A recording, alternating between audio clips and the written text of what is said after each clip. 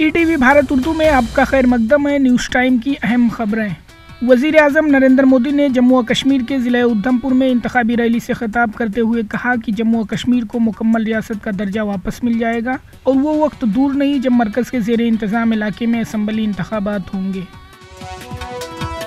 वज़ीर आज़म नरेंद्र मोदी ने कहा कि जम्मू हो या कश्मीर, अब यहाँ रिकॉर्ड तादाद में सयाह और अक़ीदतमंद आना शुरू हो गए हैं। यहाँ की कई नस्लों ने यह ख्वाब देखा है और मैं आपको ज़मानत देता हूँ कि आपका ख्वाब मोदी का अज़्म है। नेशनल कॉन्फ्रेंस ने ऐलान किया कि साबिक़ वज़ीर आला और पार्टी के नायब सदर उमर अब्दुल्ला बारामूला से पार्लिमानी इंतखाबात लड़ेंगे, जबकि शिया लीडर आगा रूहुल्लाह श्रीनगर नशिस्त से उम्मीदवार होंगे।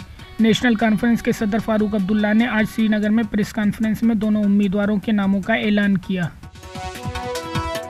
मरकज़ी वज़ीर दाखिला अमित शाह ने उत्तर प्रदेश के मुरादाबाद में एक रैली से खिताब करते हुए कांग्रेस और समाजवादी पार्टी पर सख्त निशाना लगाया। उन्होंने कहा कि इन दोनों जमातों की वापसी का कोई इम्कान नहीं है। मरकज़ी वज़ीर दाखिला अमित शाह पर काबिल एतराज़ तबसरा करने के मामले में राहुल गांधी की पेशी एक बार फिर मुलतवी कर दी गई है। राहुल गांधी को आज सुल्तानपुर की MP MLA अदालत में पेश होना था। दिल्ली एक्साइज पॉलिसी से मुताल्लिक केस में BRS लीडर के कविता को राउस एवेन्यू कोर्ट ने 15 अप्रैल 2024 तक CBI की तहवील में भेज दिया है। CBI ने दिल्ली शराब पॉलिसी केस से मुताल्लिक मनी लॉन्ड्रिंग केस में कविता को गिरफ्तार किया था।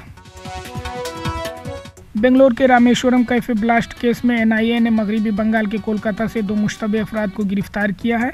बेंगलोर में होने वाले धमाकों के बाद से फरार होने वाले दोनों मुलजमीन की शिनाख्त आदिल मतीन ताहा और मुसाविर हुसैन शाहजेब के तौर पर हुई है।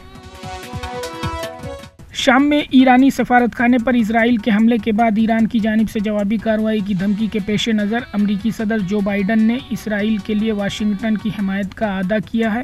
अमरीकी इंटेलिजेंस ने इशारा दिया है कि ईरान अगले 24 से 48 घंटों के दौरान इसराइल पर हमला कर सकता है।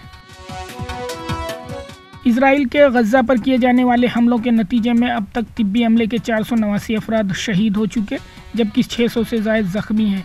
इजरायली फ़ौज ने अब तक तिब्बी हमले के 310 अफराद को गिरफ्तार किया है, जबकि 155 अस्पतालों को मुकम्मल या जुज़वी तौर पर तबाह कर दिया है। खबरों के ताज़ा अपडेट्स के लिए ETVBharat.com लॉगिन करें।